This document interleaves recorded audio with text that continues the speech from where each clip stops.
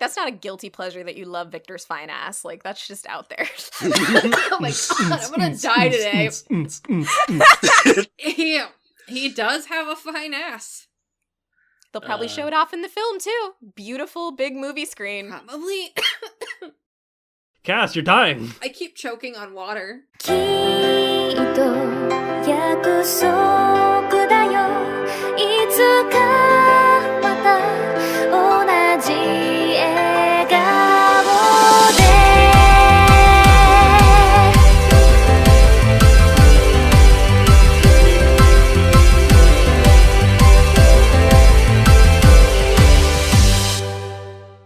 Hello, one and all, and welcome to The Box, the Any Chat Box, of course. I am your host, Gregory, and this is episode 69. Hey! Nice.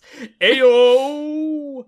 But I'm not alone in this box. Naturally, we have the whole entire Any Chat Box crew today for a requested anime review. But before we get to that and our main topic of today, let me hit you with the social links, and then we'll actually say all who's here. First off, socials. Twitter.com/TheNHChatBox for all your inquiries of 280 characters or less. You can hit us up at anychatmail@gmail.com for emails in long form. Again, that is anychatmail@gmail.com. And naturally, you can find this podcast in all sorts of services around the globe, such as iTunes, Google Play, Stitcher, TuneIn, and SoundCloud. We also have the episodes uploaded to YouTube with a nice image, if you prefer that fancy. Leave us a review. 5 stars are most appreciated. We could read your review on the air, if you so desire. This is where I would read a review, if I had any. That's good. Also, if you feel like donating some hot cash ones from the deepest parts of your heart of hearts, aka Kingdom Hearts, hit us up on Patreon. Patreon.com/AnyChatBox. We've reorganized and refreshed our tier lists with our Patreon rewards. Cass, do you have any information to tell the lovelies at home what they can get for cash money? Sure, so you can go ahead. I'm not going to run through every single tier, but we have a lot of options now that you can get, including little personal ringtones we can record to you, to Cami singing a beautiful song for you if you do so wish. And also, we're actually going to make it clear now that after this episode and after a lovely email that we got from another viewer, in addition to a couple of comments we got on our videos, we are no longer going to be taking requests via email. We will be taking them exclusively through Patreon. If you want us to review an anime, and most likely, possibly, if it's a troll anime, waste our time, you at this point are going to have to pay for it. Now, I do want to go ahead and say, if you want to give us a suggestion, that is totally okay. If you want to have me and Cami review something on Shoujo Treehouse that you think would be really great, then you can send us an email and we can consider it. But we're not going to dedicate ourselves to it and promise it unless we get monetary compensation at this point. And you can do that on Patreon or through a one-time donation. All of the information can be, received through talking through us or emailing us. But yeah, that's a very long-winded way to say, guys, we love you. We love spending time with you, but we got a lot of anime and we can't afford to waste our time. So if you want us to waste our time is money, pay up. Straight up, yeah. I like that. Yep. Straight up now, tell me, are you really gonna love me forever? Oh. Get it. Oh, we just having fun. But yeah, go ahead and check out the link, see what you can get. And if you're interested in any of them, we would totally appreciate it. Speaking of which, we do have one loyal patron, and we are going to start thanking all of our patrons at the beginning of the podcast as well. So I'm going to let Cami thank this lovely lady because she knows her personally. That is true. Yet again, we are happy to shout out my dear friend Sarah, aka Corpsey and Carol. Thank you so much for listening and being a supporting patron to us. We really love and appreciate you. And I got to get back and talk with you about Utena some more. It's been a while. So yeah, thank you.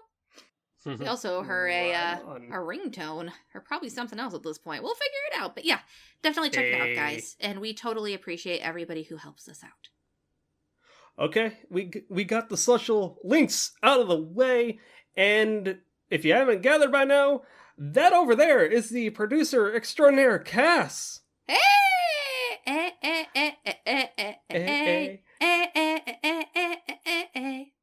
That over there on the East Coast is the Prussian cinnamon roll of the box, Cammy. Hello, everybody. Thanks for joining us again. And that over there, a hop and skip and a jump away over the pond, the gentleman of the box, Jojo. Hello, here from the UK, currently experiencing a heat wave, and it's hot and humid, Oh, yeah. and I Nice. can't have my fan on while we're recording, so... No, he suffers for us. He was so young. R.I.P. I can almost still hear his voice. Only from a distance can I hear his beautiful British tones. I'm not dead! Not yet. We'll work as fast as we can. I miss him so much, guys. He brought so many good opinions. Passed so many good shows. Yeah? I'm gonna miss him, guys. Dun dun dun dun dun dun dun dun dun dun. Wait, no, I'm sorry. Oh, Danny boy, the Oh my God. the pipes are calling. There's a lot of singing on this episode already. I'm actually kind of loving it. Bringing the energy, today. Okay. We need it. Main topic. Since today is episode 69, and this isn't going to be lewd, but I want to know all y'all's guilty pleasure anime. What is something that you unabashedly love, but everyone else thinks is garbage, if you will? Can we make it lewd though? If we choose Oh, to? we You could. I feel like we totally can. And I feel You like could. you can Yeah. talk You about a can. couple of shows and talk about how it fits into a genre maybe that you tend to gravitate to when it comes to your quote-unquote trash taste. That might be a Yes. little bit fun. Yeah. Yes. If I recall, before we sat down here in pre-show, it was you wanted suggested 2 anime to talk about for each person. Yeah, or like 1 or 2 in the genre you're going to talk about if you want to Yeah. focus on the genre. I'm going to leave it up to everybody to decide how they want to do it. Just, Hey, Cass, yes. you're volunteered as tribute. Okay, that's fine. I'm totally fine. I love talking about my trash taste. So, let's go on and get started. So, the Oh. first thing I gotta talk about, that if you know me, you gotta know, You gotta know. that I got this thing for these Siscon shows. You really do. I have a few that I could name off, Arrow Manga Sensei being the Ooh. almost most recent. But I also have to give a shout out to Suki, who yesterday introduced me to Alice or Alice. That's why you were No. watching that. I saw those screen caps on Twitter and I was like, why? I Not again. immediately was Not like, again. hold on. I also, if she is not going to be very happy with me if I don't say the entire title, the entire title. So, excuse me. I watched recently Alice or Alice, Siscon, Nissan, to Futago no Imoto. Oh, you mean the hit anime Alice or Alice, Siscon no Imoto, Shukufuku wo. No, I said Alice or Alice, Siscon, Nissan, to Futago no Imoto. Anyway, so I have this thing, and also I think I'm going to give a little shout out to Cammy. We both also enjoyed Kiss X Sis. I'm not sure if that's one she's also going to talk about. Yeah, it's there though. Yep. Oh, you can definitely talk about it. I tend to lead. Oh, also, My Little Sister is Unusual recently. That's another one that I watched 3 times. Oh my god.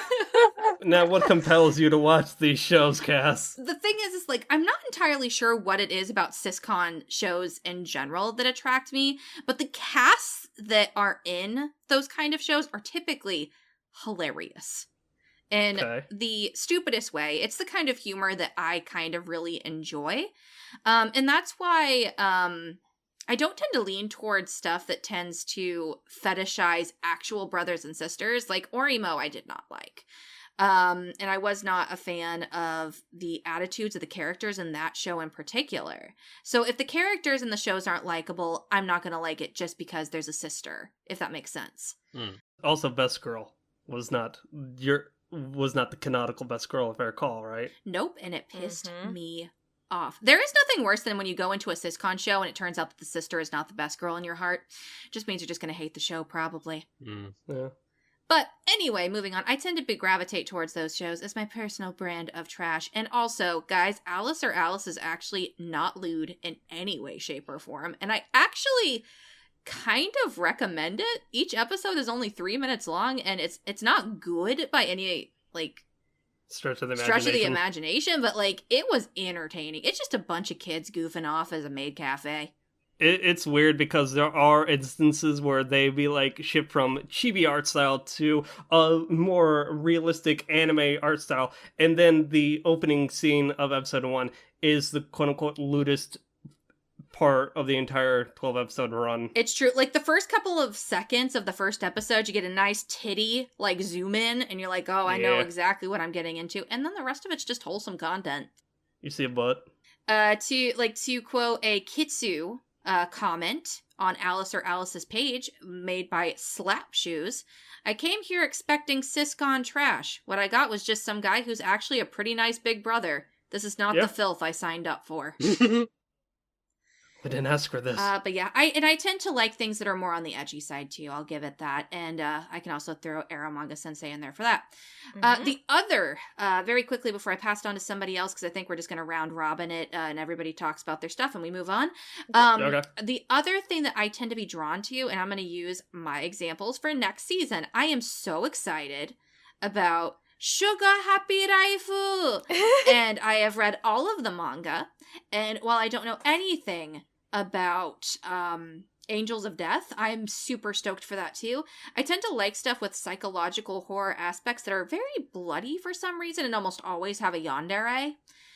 I fucking love the yanderes. If there's a yandere in your show, I'll probably love it. Higurashi is also another example of this, but I wouldn't say Higurashi is a guilty pleasure. It's actually a beloved classic at this point to a lot of people.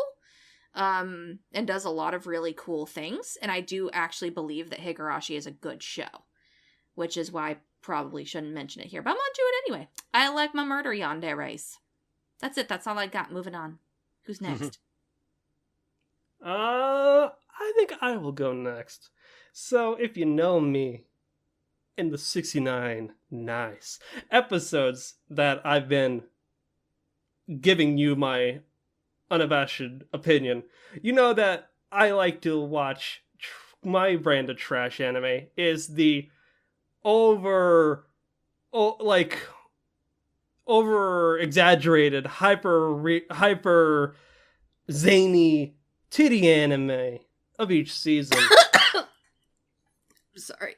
So much so that Cass nearly dies just thinking of the concept of all of this. I was drinking water. I didn't expect you to say titty anime. Like, I thought you were just gonna say, like, ecchi anime or harem. No. I kind of fucking died. It's fine, guys. Go on without me. I'll join John in the afterlife. We're fine here. Oh, Danny boy! So what defines a titty anime, Craig? Look, is it just characters with big titties? Is it like a focus on their titties? Like, is there a ratio of how many shots of boobs to face you need? Like expand if you can. Expand? Is that a pun? Like, not intentionally. Yes. I see what you're saying here. And while I believe that it is all about the amount that you see on screen, such examples include High School DxD, all 4 seasons of it. My First Girlfriend is a Gal. I watched both of these shows. I watched all 4 seasons of High School DxD. Albeit, with a lot of these shows, I don't know, maybe it's just my sensibilities and my standards are so low at times where I'm just like, man, I want a harem anime, and if there's a chick with boobs and you actually see anime boobs on screen, then I'm like, hey, that's fine. That's par for the course, I guess. It's kind of like they never showed it way back when, but in Love Hina, I like that show because it's zany. But also, in that case, it was somewhat realistic because it had a guy with aspirations who wanted to go to college. But at the same time, you see the zany adventures of him winding up getting punched when he falls into the girl's bath, and you're like, okay, okay. Craig, What? I have a question.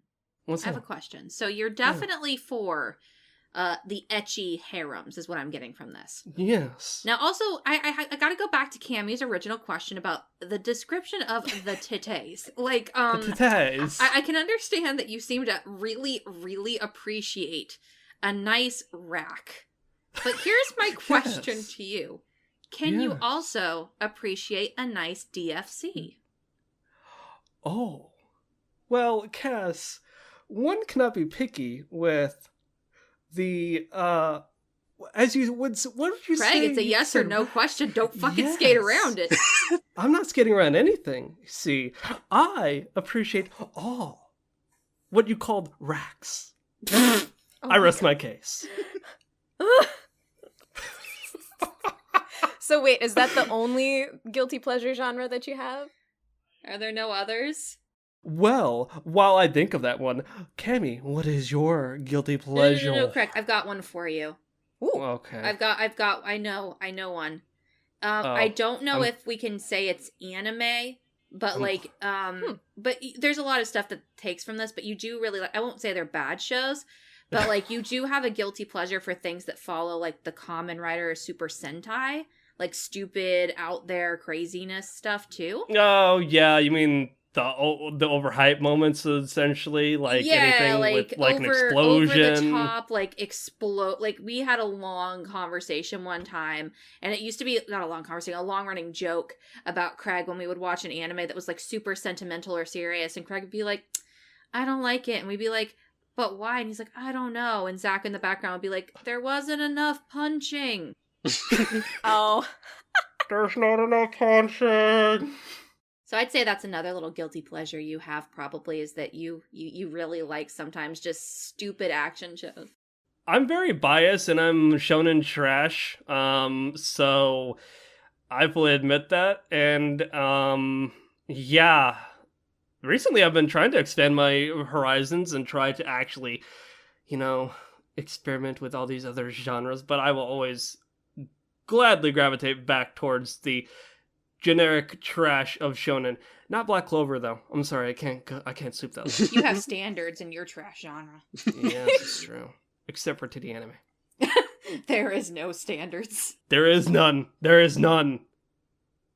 Cammy. Okay, so I'm gonna be honest, and yeah, in my mind I prepped things that were more on the lewd side because I was like 69, but also it kind of balances out because I am vanilla as fuck. So, the first one to expand on Kiss X Sis that Cassie mentioned, and I think the reason that I enjoy it so much is as far as like fan service goes, I like mine to go. Basically, it's about sex, but like we're not explicitly going to show that it's sex. Kiss X Sis goes through so many levels to like do sexual things in like just a backwards weird way. Like there's the one episode where she's like, "Oh, I want to make out with him, so I'm gonna have this like lipstick made of chocolate." And then put it on my mouth, and then have it be like, "Hey, I have chocolate for you.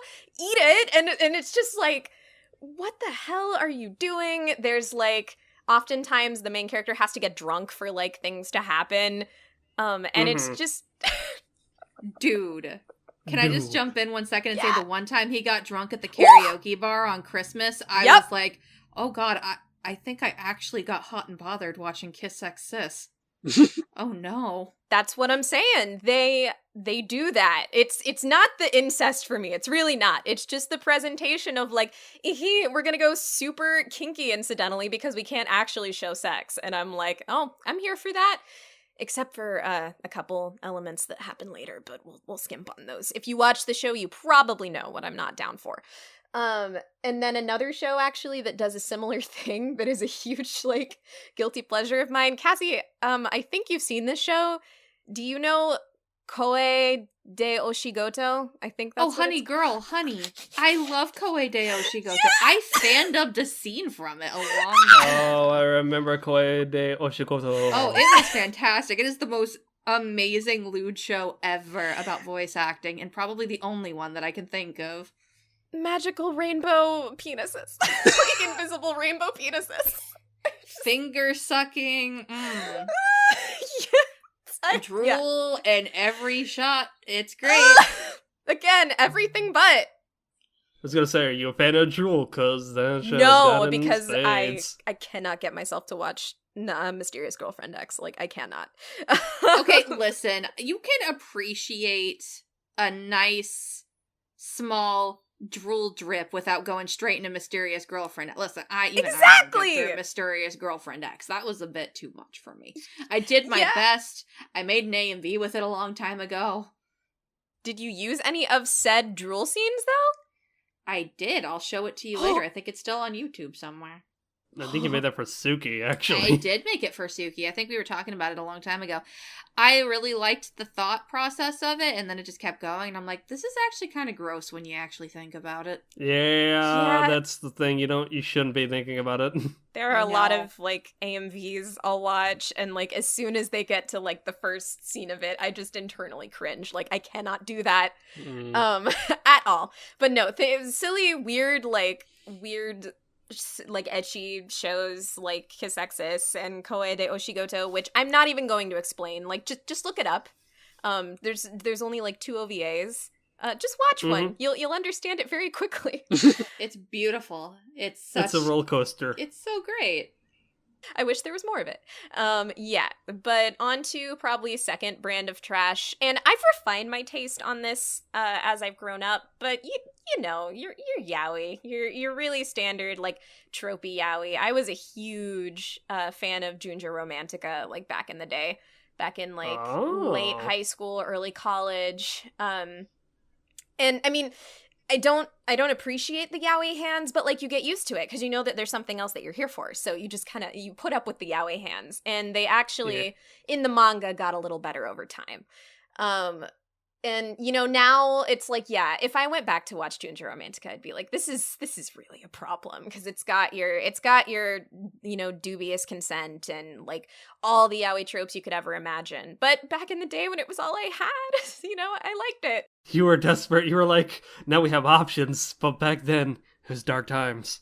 If you want a very sweet and, like, positive portrayal of 2 men in a in a healthy, albeit also partially sexual relationship, go watch the film Dokyusei or Classmates. It's very, very good, and I highly recommend it. There's a lot of actually good shonen ai out there. Yeah. That's not problematic. Yeah, indeed. I'll be honest and say the only shonen ai that I watched is what is it? Love Stage? I think it was. See, by the time I got to Love Stage, I was really sick of, like, the dubcon stuff that, like, Junjo Romantica did, and Love Stage, from what I have seen, with, like, the main couple really falls into that. Yep. Big spoon, little spoon. Yeah. I've seen You watched another shonen ai, Craig. You watched Yuri on Ice. Hey! Oh, I did. Oh, I did. Oh, nice. So good. The greatest love story ever told. And that is a quality show. It is not a guilty pleasure. I will not hide that in the closet. I will proudly declare that I love Yuri on Ice. God bless. Yes. Yeah. Yeah, I really like that from a story perspective, albeit the recycled animation for the routines, but, you know, that notwithstanding, it's still really good. Also, quick news drop, they announced the film coming out in 2019. It's going to be called Adolescence on Ice, I think, or Ice Adolescence. Yeah. So do you think it's going to be an origin, like, predating the anime? Like, how he got his start? I think rumors have floated around about it being a Victor origin story, yeah, so we'll see. Oh, I would love that. I'm sure you would! Listen, Victor is my favorite. I love him. I just want him to be happy. I was gonna be like, that's not a guilty pleasure that you love Victor's fine ass. Like, that's just out there. Oh my god, I'm gonna die today. He does have a fine ass. They'll probably show it off in the film, too. Beautiful, big movie screen. Probably. Cass, you're dying. I keep choking on water. All right, John. Okay. Let's turn it to you. Yeah, John. Genres. There are so many genres I can think of. There's like guilty pleasures. Narrow it down to maybe like your two most common that you find yourself associating with. Anything robots. Pretty much robots and RPGs are two like guilty pleasure genres. You will unabashedly watch anything with a robot and enjoy it. No, I won't necessarily enjoy everything with a robot. There has been some giant robot anime that I just haven't been able to get into. The question is there, we're not talking necessarily about genres we appeal to us, but like guilty pleasures. So is there like a robot anime that you, I can think of one. Like you seem to really like robot girl animes. There you go. That's a good one. Yeah, those With like robotic parts or whatever. And I know a couple of those shows are not considered quote unquote great. I can't remember what they're called, but I know you've shown Mecha Musume. That is the subgenre of mech that they fall under, and yes, that's Strike Witches, Sky Girls, Buzoshinki, Fremont Girl, Kantai Collection. Still haven't actually watched Kantai Collection, but I've been meaning to.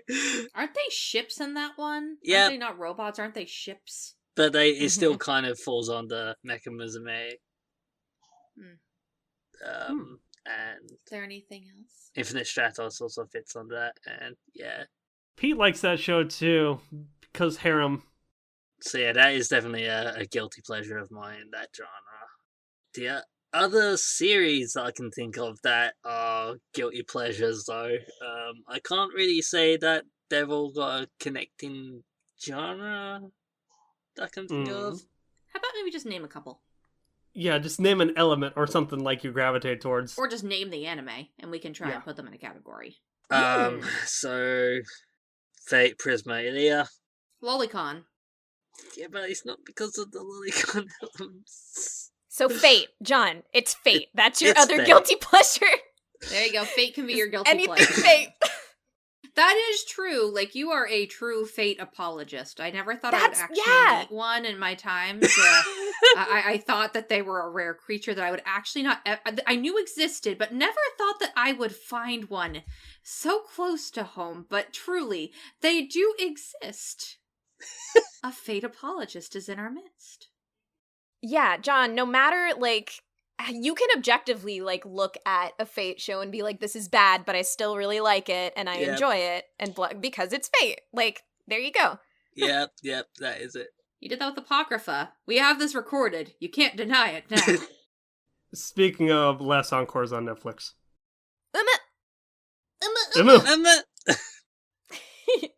John, why do you like Prism Ilia? Is it just because it has the name Fate attached to it? Is it because it's magical girl? Part of it is getting to see a bit more of Ilia. I will admit, one of the main reasons why I started reading the manga in the first place, and then, although I never finished reading the manga, when I discovered that it was getting an anime, I got really excited about that, and it is actually because of the whole equipping the cards, character classes. So you're saying it's like And- Cardcaptor Sakura. And so she equips the archer class and becomes a female version of Archer from Fate Stay Night. And long ago, I read a doujin called Archer-ko,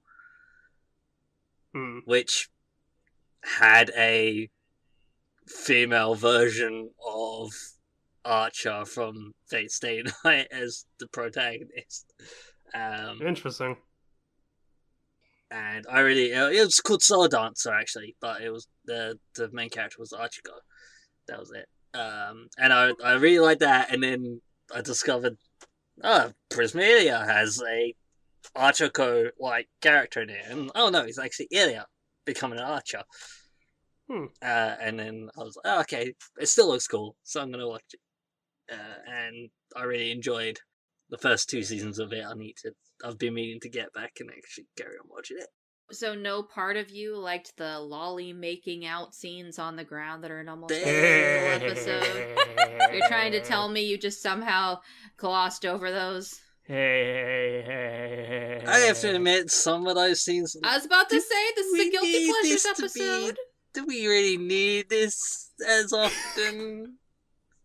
John, Every so often sex it's sells. maybe okay. I get the justification. John, sex sells. Have you seen those figures? Yeah. Sex John, sells. Is that a yes or a no? This is a Guilty Pleasures episode, you gotta be honest.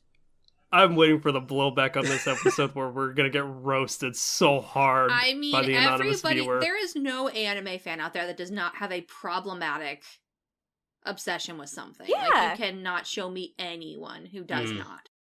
It's true. Anyway, John, didn't answer the moving question. on. Nice try. Nice fucking try. It's a yes or a no. No, I'm not too keen on the kissing all the time. Before we move on, can I ask a quick question? Because I'm actually kind of curious if anybody else here is into this genre. What's up? Because I haven't poked around in a lot, but it has had a huge resurgence in the last couple of years and does not seem to be going away. Is anybody here got a little guilty pleasure spot for the monster girl or animal girl, like, I guess I kind of do genre? too. There we go. We have to Yeah. have one. Everybody has to have one on their podcast. I mean, Monster Masamune kind of took that in the lewd direction, but I hear that the horse dirt. Oh, I know. I'm just saying the horse derby anime. I hear is cute. I haven't watched it much myself though. So. There was that Centaur show. A few Centaur's Admittedly, life. I haven't seasons watched back. any of those ones that were just mentioned. What did you watch? Interview with Monster Girls, which I quite enjoyed. Oh yeah, you guys watched that? Yeah, that was a cute one. I liked that one. There's Miss Kobayashi's Dragon Maid. I guess that counts. Yeah, Yeah. they're Dragon Girls. I guess for me with Dragon Maid and Monster Girls is that, like, for the most part they still look human through Yeah, most of the show. So I'm talking about, like, full on, like, you know, A Centaur's Life or Monster Moose, where they're actually, you know, physically different creatures for most of the runtime. yeah. I have to admit, I've been meaning to watch A Centaur's Life, just haven't gotten around to it.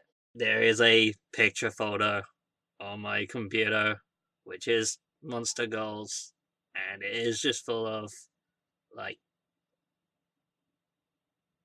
bat-winged, devil-horned, centaurs as well, hands and all sorts in there. Cyclopses. Yeah. Spider Girls. Yeah. I was just intrigued if anybody else here likes that genre, because I don't think we've ever actually talked about it much. Not really. Yeah. Because we, like, make, like, allusions to my, like, my obsession with, like, siscon shows and so on and so forth a lot, but, like, I was like, wait, does anybody here like that genre? I'm not sure. Haven't watched enough to actually warrant an opinion Yeah. on it. Good point. All I'm into is just cute shit and shonen trash and tits. Also, we should probably put a disclaimer in here. Nobody is judging anybody. Everybody is allowed to like what they want. And if you are listening and you like one of the shows that we like, you are totally okay to view it as not a guilty pleasure. These are just our opinions and how we feel. You know, I feel like if they come out with a Monster Boys anime, then I will finally be confronted with if this is a genre that I like or not. Yes. Please. Wait, I got a question then. Does Show by Rock have? No, that's not full on. That's anthropomorphic Oh my cat god. girls and whatnot. I thought of another guilty pleasure anime. Those, And I just want to make Cammy cringe. So there was this beautiful, wonderful anime that I kind of like, and it's really bad. And I'm trying to remember what the name of it is. My brain just died. Is it Diabolic Lovers? There we go. Diabolic Lovers. What about God. Super Lovers? Why? No, that's a completely different show. Diabolic Lovers is it's a reverse harem show and is Okay. extremely problematic and not okay. I will not defend it. in any way, shape, or form. But yeah, it's about vampires, basically just abusing a girl for 12 episodes. Yep. Then they get a second season. It did, actually, get a second season. Yep, that sounds about right. And I watched all of it a couple of times. Are those vampires hot? They're very attractive. I always just Except for the remember creepy little boy. Oh my god, yeah. Ugh. I always remember the turning point for me was like at some point the girl said something nice and the guy is like, "Don't pity me. Think about how strong I am." And he throws her into the pool and she's like actively drowning because he can't swim and he's just there like, "Praise me, compliment me." And I'm like, "What the fuck?" What a train wreck. Yeah, it's a bad show and it is not okay. That's what makes it a guilty pleasure. Because I'm looking at it and I'm like, oh no. But I can pinpoint exactly what it is that I like about it. I know what's appealing to me. It's just not appropriate for this podcast. So moving on. Hey.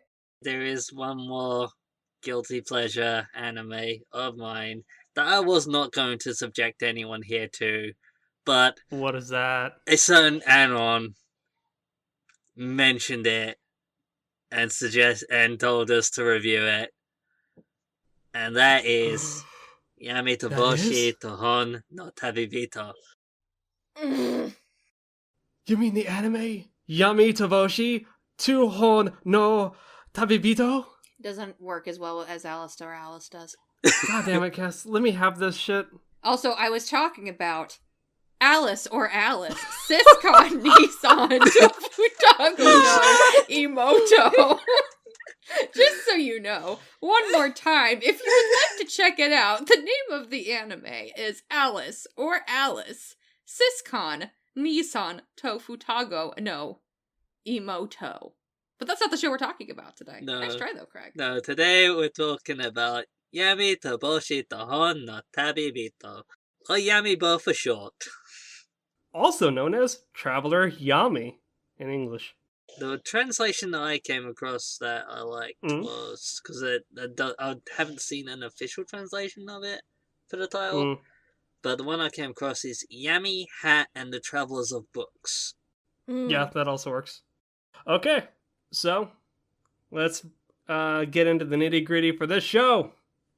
Studio who produced this gem back in fall of 2003 is Studio Dean. You've come so far, Studio Dean. You know, it's funny, when I tried Googling and going into the Reddits to figure out what other shows they've done... Stay Night? Yes, okay. They've created Dean Stay Night in 2006. They also created Cass's favorite show, When They Cry, otherwise known as Higarashi no Naku Kono-ni. They've also done, didn't they also do that beautiful show that we love? KME? KonoSuba. Rakugo? They did do Showa Genroku Rakugo Shinju. I wanted to translate that, transfer that to a show that's actually, like, very mature, to show that they can make a very mature and beautiful show. I have a feeling they had a Dark Ages, and they've really, like, in the past maybe 5 years, have really done a great job of flinging themselves out of it. That's the funny thing, too, and again, when I was looking up, trying to figure out what they've done recently, there's a lot of Reddits that say, man, they didn't really produce quote-unquote good anime until KonoSuba and Rakugo Shinju came out. I'm like, you know what? Now that I think about it, yeah, that's kind of true. Sakamoto desu ka? Oh yeah, my name is... I mean, I liked Hitalia, but not necessarily because it was a quality show. So I was about to say, and I can't say that, you know what? I'm just going to say that comedy is subjective, and leave it at that. That's what we discovered in the Pop Team Epic review last week. Mm-hmm. Fruits Basket still has a bit of a following to it, even though... Yeah, that's true. I love Fruits Basket. Fruits Basket's good. And I also really enjoyed San Sankareya, but anywho. Sankareya. I thought Sankareya was okay. I thought that was an okay anime. Had a very ending. Yes, it did. Speaking of things with endings, let's move on to the show. The synopsis! Hatsuki is a high school student living with her sister, Hatsumi. Oh, sorry. The translation here on Mal calls her Hatsumi, or Hatsuki. It's Hazuki. Hazuki is a high school student living with her sister, Hatsumi, who she has a huge crush on. On Hatsumi's 16th birthday, she is suddenly surrounded by a green light and disappears in front of Hazumi. Or Hazuki, goddammit. She manages to follow Hatsumi with her help of being resembling a fat baby chick, literally, ending up in a place called the Great Library with the page master, which is full of different worlds stored in books. Hazumi wasn't there though. Hatsumi. God damn it. I should have honestly proved this. Thank you, John. Hatsumi wasn't there, though, so the search for Hazuki's great love begins and involves traveling from book to book. God damn it, I fucking hate you, Mal. Get your goddamn translations right. It's okay, you persevered. I try. God, that... Thing is, later on on the page, on the characters, it has it as Hazuki for her name. So they're not even consistent on their own page. No. Anyway, long story short, Hazuki is in love with Hatsumi, who is her not really related sister. And on her 16th birthday, Hatsumi disappears, and then she tries to find her. She was transported to a faraway place. Yeah, so that's the synopsis, and for all I know, all that happens or is explained because nothing else is. Fuck you. That's what the anime is. Okay, that's Cass's opinion of Yami Toboshi. No, I'm saying that's what the synopsis is. This is the True. information you're given, and everything else try and figure out on your own, because fuck you. That's the show. Yeah. That's the synopsis. There you go. It's not very succinct, is the thing. Which leads us into talking about story. Who wants to kick us off? So I'll kick us off. This show is weird in the sense where, yes, they go to different books in order to tell a story, but every episode is episodic, and I feel as though in the grand narrative, it didn't really have a through line. Good luck following it. Also, Godspeed to those who watch this alone, because, at least with people, you can look at the absurdity and say, man, this is something else, huh?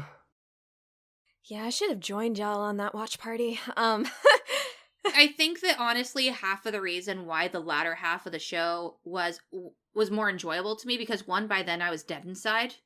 And two, I was watching it with people who at least were willing to, for me to say, what the fuck? And point out what it was absolutely stupid about what was going on my screen. And they were able to laugh with me. And I was like, oh, suddenly Yamibo is one of the better comedies I've watched in the last few years, because everybody's laughing, but I still feel really, really dead unsatisfied and dead inside, and kind of wish that I could get these 13 episodes of time back that I never will. I was thinking about aspects of the story, and I was like, if this was handled with any ounce of quality more than I found personally, I was like, could this story have been interesting? And there are aspects that I think could have been interesting. Yeah. I always really want a really cool story centered around libraries and books. That's just something that interests me. And I mean, putting a fantasy twist on a big enchanted library, to me, it's like, yeah, that's really cool. And you could hop through good books. That could be interesting. But it did not. Yeah, it was not executed well at all, along with just some elements in story and characters that personally struck a chord with me that I didn't like. Not only that fell flat, but things I just really, really, really, really, really don't like, which we can expand upon given when we talk a little bit more about characters, but also just that you know what else was weird with this show and the story was the pacing, where sometimes. In the beginning, there was a story that took maybe 2 episodes, which makes sense. But then later, they started to have stories that took 1 episode and then maybe a quarter of the next episode before completely switching to something else. I was like, what the hell? Strange. Yeah. It followed a pattern of where it had a story focused on a set of characters, and then the back half of the episode would shift gears entirely to another set of characters that we're following.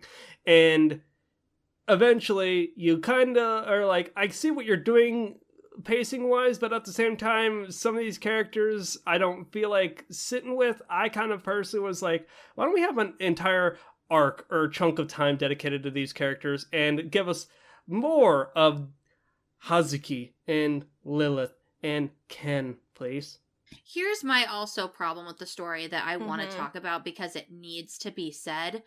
When you have a story, it needs to have a basic, very basic foundation to build upon. Even if you want to be mysterious and only give a little bit of information, I've heard that a lot of people really love things like Bakano because they can do that really well, where they give you a little bit of information and then towards the end there's like this big reveal. Yeah, Quentin Tarantino style. Yes, Yamibo doesn't do that. I'm not giving it any credit in that regard, but it's not even giving you that bare minimum is what I'm saying. I had a rant earlier today with John over the most simple of things. Why can Hazuki suddenly wield a sword, and where did she get it? Listen, she went to the Great Library and apparently learned swordsmanship? Question mark? And he was like, oh, well, it's the box cutter. And I'm like, or the letter cutter. And I'm like, how do you know that? And he's like, oh, well, it has the same emblem on it. Wait, I totally missed that. And I'm like, you know what? That would have taken 5 seconds, or even a scene where it shows like the little cutter like turning into the. No, in the next episode, she's on a train, which isn't explained either, and she's just walking around with a sword. And then Lilith's on the top of the train. And there is no explanation for why she would even be good with swords. Not even like some bullshit reason that you get in anime sometimes where it's like, oh, you are now the traveler of the book, so therefore you have these magical powers, or, oh, we sense some potential from you from the very beginning, or even something as simple as, oh, you were exposed to Eve, therefore you're powerful. None of that. Not even a single fucking sentence. And when you can't even like lay out the basic building blocks of why a character has a sword, how are you going to explain an entire fucking library world? You just can't do it. Like, they don't even do the basics. I can totally understand that. And I'm not giving this anime property any slack when I say this, but maybe it's the fact that it's based off a visual novel. I can name for you several animes based off of visual novels that have basic characters. And I know, and I'm just saying maybe it was the people that created the script for this anime that didn't do a good enough job. Maybe they needed more time to actually breathe stuff out, possibly? I don't know. I'm just creating well, here's the thing. An adaptation, and I have always believed this, an adaptation should stand alone from its source material. This is also, from what I understand, super derivative of the original source. Yeah. It's completely different from what we read on. Like, apparently the main character used to be a man, and it had to do with finding a dragon who kidnapped a girl. It had nothing to do with the stuff going on in this. The same characters appear, but it's totally different. Did anyone else just get this this very big, like, and maybe this is like too meta of a perspective for me, and it's not fair because honestly people put work into it, but I feel like this was wholly just like the team that approached this is like, we're literally just doing this to make money. Like, there was no care like put into this show or making it like a good show. And like, even people who would be like, oh, because like the biggest defense I've gotten for this show is, oh, it's not supposed to be taken seriously. And I'm like, really? Because Yamibo seems to take itself really fucking seriously. Yeah. It tries to take itself seriously, but you could view it as a comedy. I can't. Because it tries really hard to set up this like fantasy world building and a lesbian relationship that does not have a fulfilling ending and is terribly portrayed, by the way. And there's no payoff, there's no beginning, there's no middle, there's no end. But they try and make it so important, and it's not. And I've been told, oh, well, maybe you should just turn your brain off to enjoy the show. And arguably, when I did, I kind of enjoyed it a little bit more. But I shouldn't have to when you're giving me all of these things that could be so good. Yeah, and I mean, I'll be honest, and it's just my perspective, but like, even if I turn my brain off, I don't care about anything in this show. Like, it's boring. There are a million other like shitty turn your brain off shows I could watch, but I did not care about like a single thing in this show. So even turning my brain off, it was a waste of my time. Yeah. And to be fair, I probably would feel exactly like you do if I didn't join in with, like, Suki and Craig on For it. sure, yeah. But, like, the first, like, I actually had to take a 2-day break because I watched the first 2 episodes of this show and was like, okay, this is silly, but I'm just going to pick it up tomorrow. And then I watched episodes 3 and 4, and I got so uncomfortable and angry that I couldn't keep watching it for like a couple of days. Like, I was that pissed that I was wasting that much time. And that's because there are elements in those episodes that are just A, not okay, and B, it just made me feel really like, basically like the production was just flipping me the middle finger. Yeah. To be fair, though, that, certain episodes and certain scenarios in this show are better than others, and that was the lowest it ever got for me, and I'm like, this is definitely based off a porn game. John, you haven't talked a whole much. What do you feel about the story? Yeah, I'm sorry we yelled. Yeah, I got a lot of feelings.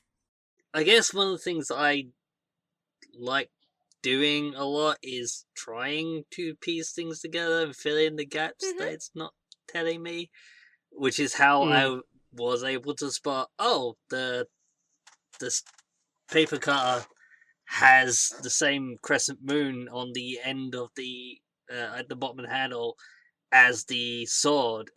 Therefore, it's the same thing. And maybe it's because I've seen other anime, and I was able to like go, this is similar to this trope, and therefore I'm filling in the gaps with things that aren't necessarily confirmed or not confirmed, but this is my take on it. So I don't think that's a substitute for good storytelling. no, it's not. And like, I feel like I've done a lot of that with this series, and therefore in my head it's a better series than it actually is. But actually looking at it objectively, and I'm like, I cannot argue with anything that anyone here is saying. I know this is a terrible series. It is bad, but I'm still getting some enjoyment out of it, and I am actually struggling to put fingers onto why. But there are moments that Cassie is talking about in episode 3 or 4 that, are very uncomfortable to watch. That character is not okay. There's a lot of things that are not okay with those episodes, to be fair, but I only sent you a couple of screenshots. Also, another thing that I think we should all talk about, definitely before we swapped characters, which we inevitably probably will soon, because we've all been ranting about the story for a bit, but there isn't even a satisfying ending. And No. I'm sure we'll talk about it in depth in the spoiler room, but I have not felt such a fuck you in a final episode in such a long time before I watched this. It is entirely recycled animations. Almost. Yeah, It that is, execution was bad. It Yeah. was just a bunch of copy. And honestly, I would have been more satisfied with the ending if episode 13 did not exist. Yeah, that's what I felt this too. Like, it felt like episode 12 kind of finished it, but then they're like, but what about this? And then they're like, hey, remember episode 1? Remember episode 7? We're going to copy and paste it. It almost felt like an OVA. Like one of those that's made in the aftermath. I couldn't really get that. And it tried to give it the weirdest ending without explaining anything. It's just like, honestly, I was almost in a state of Stockholm syndrome before the last episode, and I was like, oh, thank you for reminding me why I hate this show. And I had to go back and think about my ratings several times, and I feel like it's just in my brain going to keep dropping the more I think about that final episode. It's one of the worst endings I have ever seen. Period. Again, going into spoilers, even the ending touched on tropes that I hate, like super niche things that I'm like, this doesn't even happen in more than like a handful of anime, but I fucking hate this. And it managed to just do all of them and knock it out of the park. But the main thing in story, before we go to characters, that was a trope that bothered me is I just hated the absolute sexualization of primarily women, occasionally other cases, like what bothered Cassie so much, for no reason. None! Yep. All the fucking outfits that Again. these girls wore for no fucking reason, that like dominatrix shit in like episode 4 or 5. Yep. Yeah. Ah! Yes, but we're supposed to take her seriously. Exactly! Cammy, it's sad when I recognize this property because the same people that made this were people that made porn. And it's very apparent. Yep. The character designs are very apparent. I'm like, man, I recognize these female. Oh, it's by the same people that did Moonlight Lady. They didn't treat the females in that property well either, did they? Yeah. No. Okay, I know what we're in for. And it just goes back to your point, Cassie, that it's like, I don't think it would infuriate me so much if the show wasn't trying so fucking hard to like be taken seriously. Yeah. Like, that just made it so frustrating to me. Because I watch plenty of shows. Like, one of my worst guilty pleasures, mentioned earlier, Arrow Manga Sensei, has sexualizations of stupid over-sexualization of some very uncomfortable content, but they give it, like, a reason. Yes. Like, it's there for, like, oh, okay, this character draws pornographic content. That's why she's looking at this stuff. That's why she's interested in this stuff. And while it is mildly uncomfortable, it's at least believable. Elf likes to play the piano in the nude. I mean, hey, more power to her. And I can at least understand that that's mildly problematic. I'm not going to say it's not. But Arrow Manga Sensei doesn't take itself seriously. Exactly. No. This show is trying so hard to convince me to care. And, oh god. You can't make me care about a girl trying to save another girl when she's barely wearing any fucking clothes. Yep. All right. So we don't care about the story. Do we care about the characters themselves? There are people here who care about the story. Don't be rude. Fine. John cares about the story. But it seems like you guys don't. Do we all like the characters? The cast? I want to say one thing, and we'll see if Cammy agrees, because I'm actually intrigued by this. Mm-hmm. A lot of the time, I find with shows, me and Cammy will find the side characters more enjoyable. And I feel like if there's one thing that helped me, at least in a couple of episodes, probably 2. Every other episode of the show I hated. But 2 episodes in particular where they actually did a really good job of showing some side characters and their quote-unquote books. Yes. And that was one episode that had a little girl with her 6. tiger and like her bits. Like, I liked that little girl. I thought that she like her interactions were normal and like I liked her story. I didn't like some of the content in that episode. Episode 6, But I did like some of that stuff. And there was another episode later on that was like a space voyage one that was like, oh, I want a whole anime about this with all of the like main cast removed and just these characters. That actually had some interesting storytelling, to be quite honest, in it, too. And it was very intricate, and I enjoyed that. And I think Cammy mentioned she really liked the idea of, like, the ripped page. I'm not going to say what its significance is. But yeah, like, little things like that I feel like made me appreciate a couple of characters. The story. Do you agree? Or not? I would say it helped me tolerate, not necessarily appreciate, but definitely helped me through the show a lot. For me, this... Again, episodes 3 and 4 were the lowest point, but the character that sold me, my favorite character, and what all your favorite characters are, I will ask. But favorite character, the thing that drove me through this entire show was Lilith.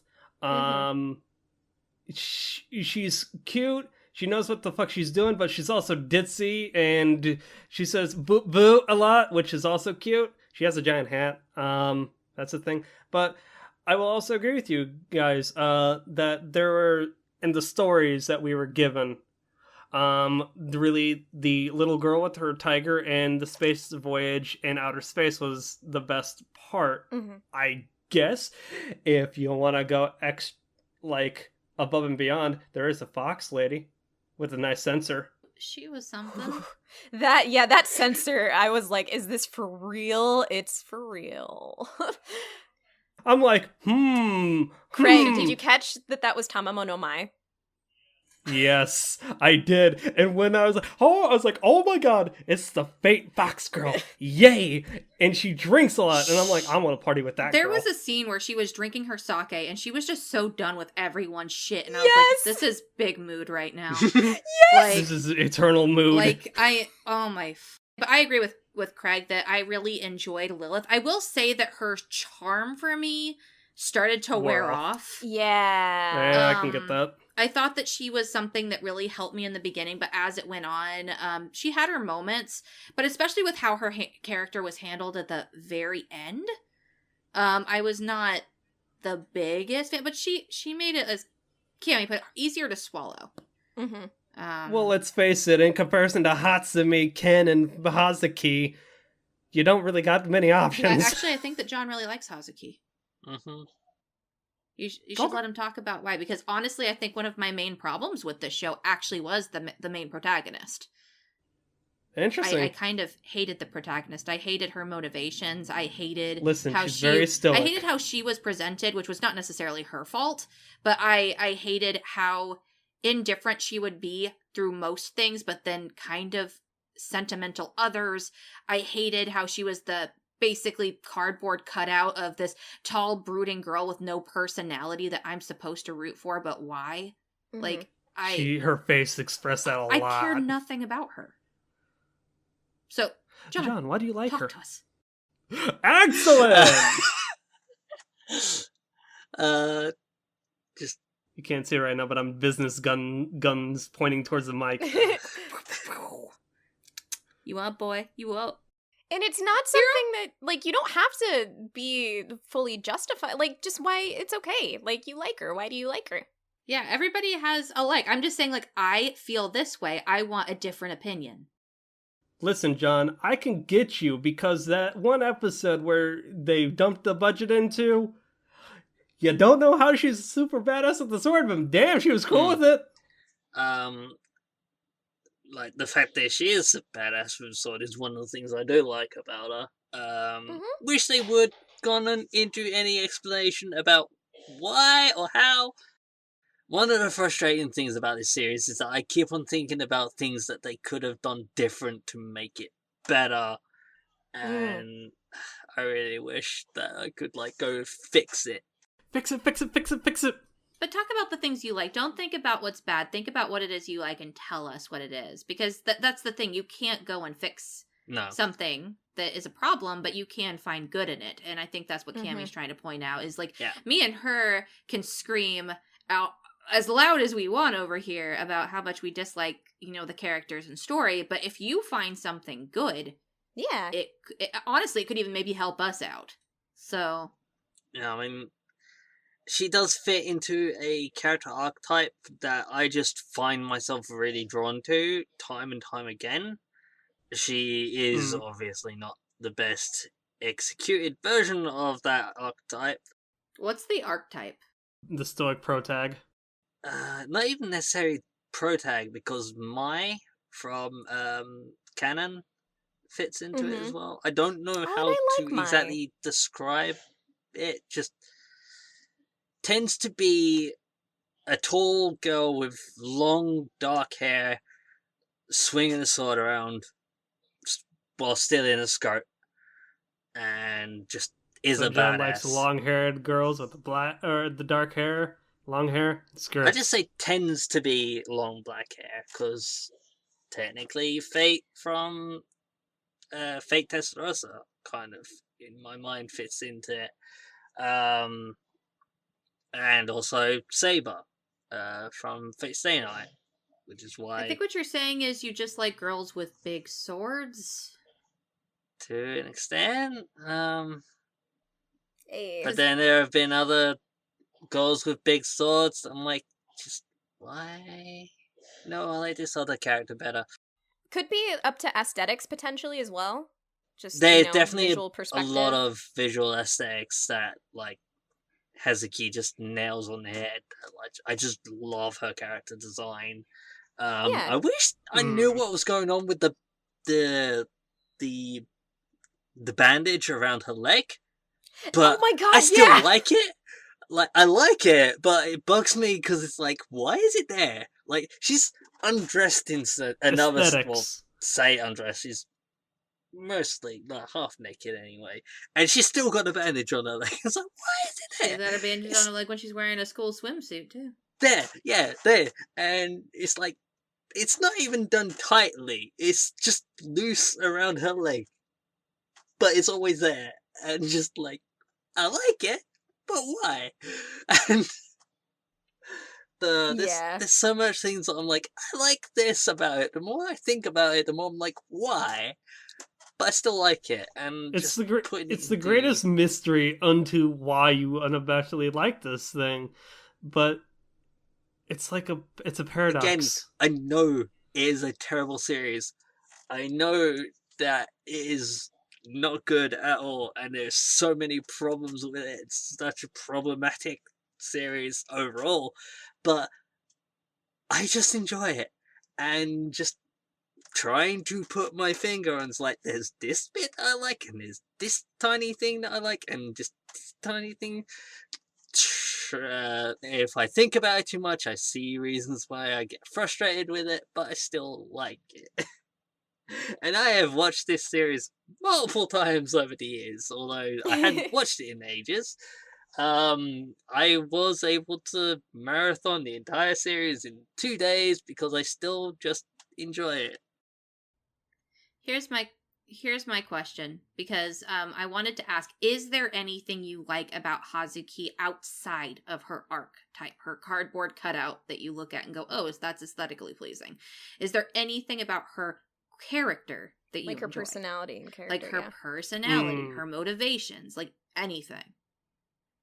Because like I can look at something and understand that it's aesthetically pleasing, but that won't carry me through a show. And that's okay if there isn't. Like, if that carries it for you, that's fine. I'm just asking. The way I kind of see it is she kind of puts on a tough guy act that breaks every so often when, like, it really is needed. And so she does have these moments, like you mentioned, she showed these, like, sentimental moments, and you're like, why is it there? And to me, maybe I'm reading into it in a weird way, or, like, again, fill in the gaps that aren't actually with shit in my own head. But yeah, I kind of ended up seeing her as, like, putting on this tough guy act, but like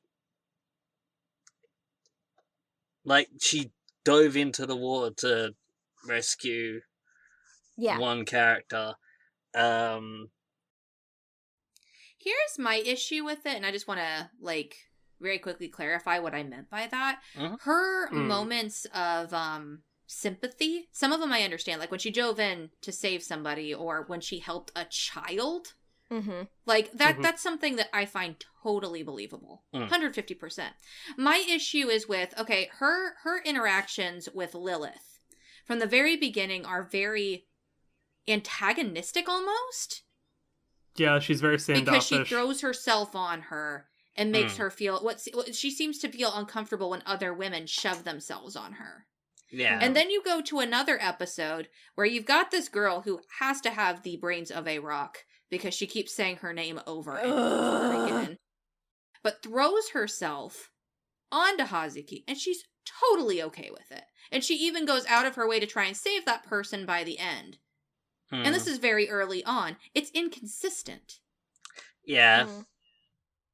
I found it strange also, just tonally, like the things that she would react to, but the things that she didn't react to. Like, from the moment she gets on the train in episode 1, she doesn't, like, care or question or, like, react to the fact that she's just in these fucking new worlds, like, all of a sudden, for no reason. Yeah. She has one purpose and one drive, and that is Hatsumi. But yeah, literally, as soon as Hatsumi breathes in another universe, she just, like, super emotional and stuff. And I'm just like, this is, like you said, Cassie, this is not consistent or makes any sense. Yeah, I know there's inconsistencies with her as well, but Also, and this is actually just a trope of the show more so, but I really didn't like how, I don't like it when there's a character that every single person falls in love with for no reason. Yeah. Ugh, that bothered me so much here. Yeah, especially when there's like no reason or they're a bad person. Like, not everybody in this show can be this stupid. And yet everybody is, including one of the main protagonists who we're supposed to believe, even though she's a ditz, is somehow a little bit more a step ahead of the game than everybody else. Like, yeah, it's just very frustrating and stupid and poorly and like put into the story and executed. It's bad. It's bad. It's so bad. Thank you, Cammy. Thank you. I hated it. The portrayal of love in this show just had no weight. Like, I didn't believe in any of it. It was like the most vapid sense of love I've ever seen. Yeah, and that's frustrating. Like, even like the main lover story we're supposed to believe in is just not well developed, doesn't make any sense, and has no payoff. No. It's so frustrating. It's like some idealized version of what the characters want, but in reality, they should take a hard look and be like, why am I doing this? It's toxic. It's glorifying toxic relationships. Oh, yeah. Even with some of the side characters near the end. Oh, yeah. That ending arc for our main antagonist, I was like, why do they get this payoff? They don't deserve it. Like, that was the biggest slap in the face. Oh, god damn. Yeah. Everything's better now. Yay. You should totally forgive somebody who's, committed murder, rape, and God knows also, what else. Never gave a shit about you. Yeah, and you're and murdered birds in their spare time, like sociopath, but they have a change of heart because I don't know, everything else in this story is poorly executed. I guess we're just supposed to believe it. Listen, they are so extra. Whatever. It's a bad message. Yeah. I think my biggest issue with characters, like Cassie, you already surmised with Hazuki, is just that barely any of them felt like they had a constant character. I do actually think, as far as inconsistency, who's even worse than Hazuki is Hatsumi, because Hatsumi to me felt like a fucking vehicle to be whatever was needed in like that second. Like she had no constant personality at all. She just filled all these roles. Like, she's the MacGuffin. Yeah, and then like at the very end they try to explain it as, oh, she went from world to world just, fucking with people's lives, but didn't actually give them any like, I'm going to go into, I think that's a minor spoiler. I apologize. Yeah. We'll talk about it in spoilers. I apologize. But yeah, I agree. Like Hatsumi, who's supposed to be our main goal, just doesn't make any fucking sense. Yeah. And then, like, I remember one thing, and I'm going to be very vague about this, and we'll talk about it in spoilers, too, is that if you do watch this show, which please don't, but if you do, John pointed out that there is a stinger at the end of episode 13. And he's like, oh, did you see it? And I was like, yes. And I have never been more pissed off. I can't remember the stinger. It is a huge fuck you. We'll talk about it in spoilers. It is. This whole show is a big fuck you to the viewer. And you're supposed to just laugh as if, it's an uncomfortable joke that you're totally fine with somebody making at you. All right. Was the production of this anime a fuck you as well? Considering the costuming, oftentimes I felt like it was a fuck you.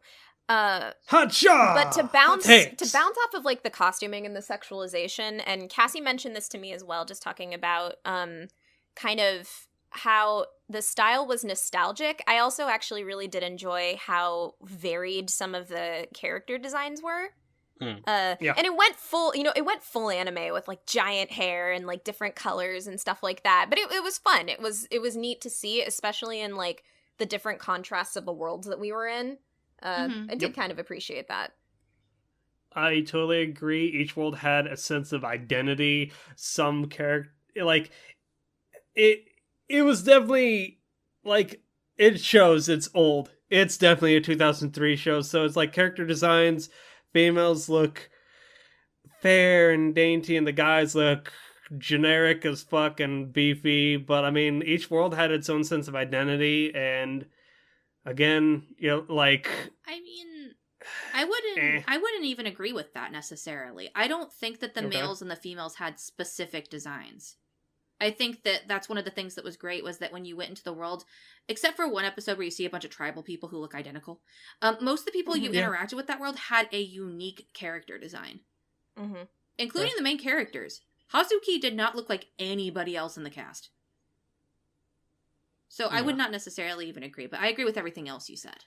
I think that the character designs were also very nice, except for their, costuming half the time. I love Lilith's hair so much. It's so pretty. I like Lilith in general. Yeah. Lilith is beautifully designed. Just give me a show about Lilith. I don't care about any of the other shit. I would have had a lot more fun with that, probably. Just like her misadventures through books fucking up people's lives. I'm totally fine with that. Yes, that's what I'm saying. That sounds great. Yeah. But, they took into consideration, there's different costuming in the world. Outside of the blatant over-sexualization, if you were in, a place that had, kings and queens and, a royal atmosphere, people were in those garbs. If you went to an island nation where there would be people with darker skin, there were people with darker skin. There was, so much, care put into, making the worlds feel like they were different worlds. Even if it was not completely the best thing in the entire world, it was a nice thing to look at. The show wasn't terrible to look at all the time. Yeah. I can't help that Cammy hasn't mentioned the episode 1 painting. The shaky cam! Yeah, the shaky cam in episode 1. That was the... What even was that? I don't God, know. man. That is... It's in the opening, too! Yeah, true. I don't mind it too much in the opening, to be honest, but it's... The only thing about the opening is the song that I liked. The thing about the opening is that's only 30 seconds to a minute of your time. Yeah. As opposed to an entire episode. At first I messaged our friend about this, because Cammy told me ahead of time, oh my god, the shaky cam in this thing. And I messaged Suki, and at the beginning I was like, you know what? It's not that bad. It stayed. Yeah. That was the problem. If they had just used that as an implement to show a silly, not even a silly flashback, but a dramatic flashback that Hazuki was having. Yeah. And only one, as a stylistic choice. Mm-hmm. The whole fucking episode was like that. Yeah. Yeah. Yeah. Just, why? I don't know. Please don't. Part of me thinks that because I have watched, this series multiple times, maybe that's why I wasn't so put off by the first person view in Sword Art Online Alternative. But yeah, it just is really bad here, and just I don't know why they did it. I don't like it, and I still enjoy the series. I'm actually looking back and it's how did I get past episode 1? To be honest, to watch this series enough to enjoy it as much as I do. But so then I guess we could travel to the opening and ending from there. Yeah, and I by the end, especially when they played it in the last episode, that the opening song is pretty addicting. I love nice. the opening song, and it is one of my favorite songs ever. It's on my MP3 player, and I never skip it. Cassie, you said it felt nostalgic, right? Yeah, it did, and I really liked it a lot. I did not like the actual opening animation at all. I didn't like the shakiness. I didn't like that most of it was stills. I didn't like that it didn't give you any more information about the story that we didn't already fucking get. It just, there was nothing aesthetically pleasing about it, but the song itself was really nice. And I think I could probably say the same thing about, the ending. I liked the tune of the ending. It wasn't as good as the opening in any way, shape, or form, but it was there. It was okay. It wasn't offensive, but the opening, that was a good song. I liked the song.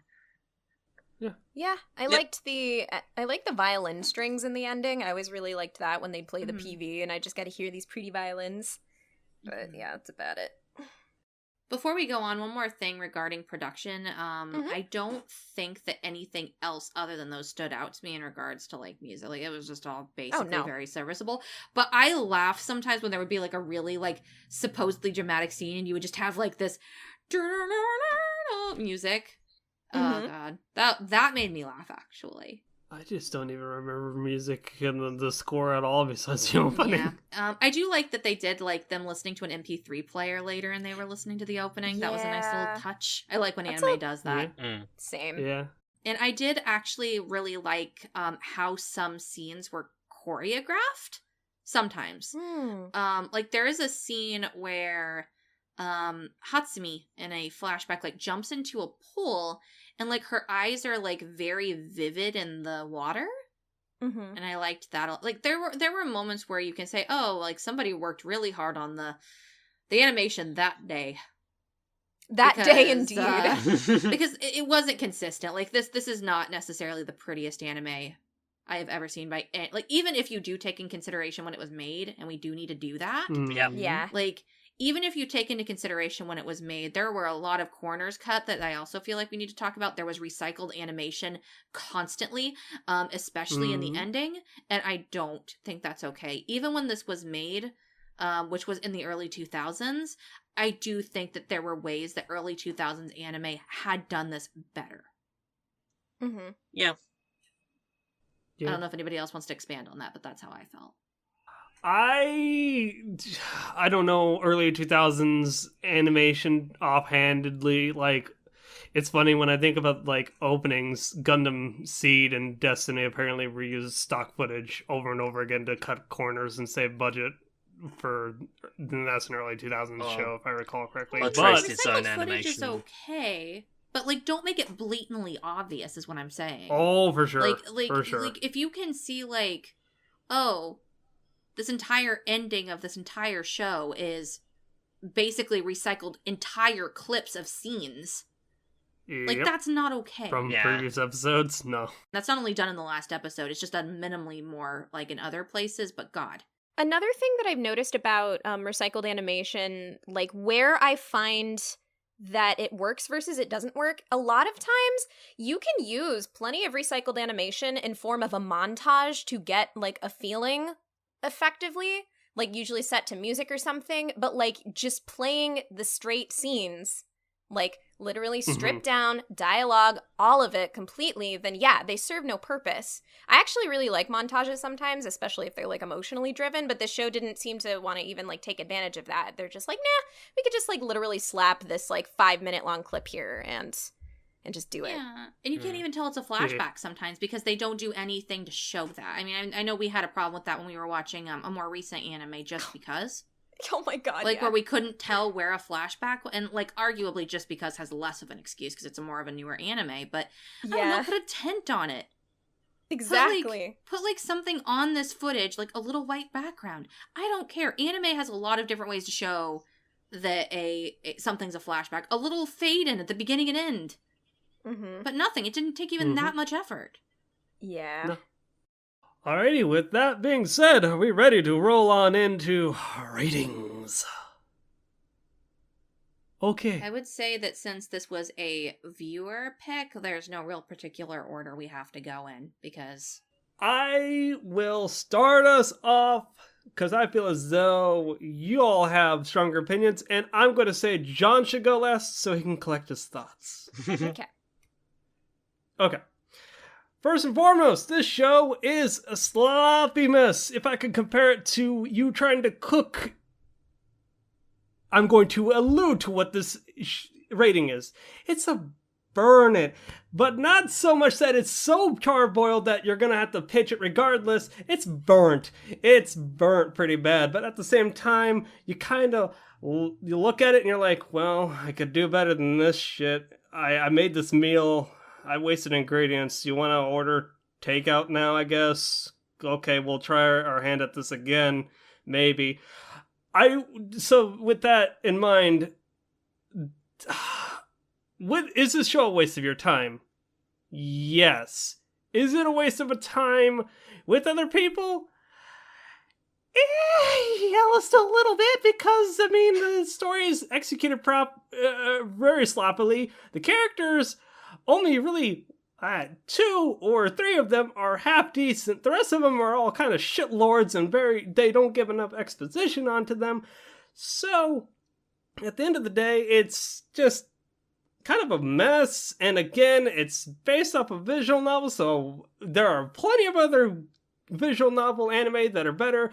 I mean, Fate has had plenty of adaptations. Higarashi's had iterations. Clannad has iterations that you can go and watch for better adaptations of a visual novel.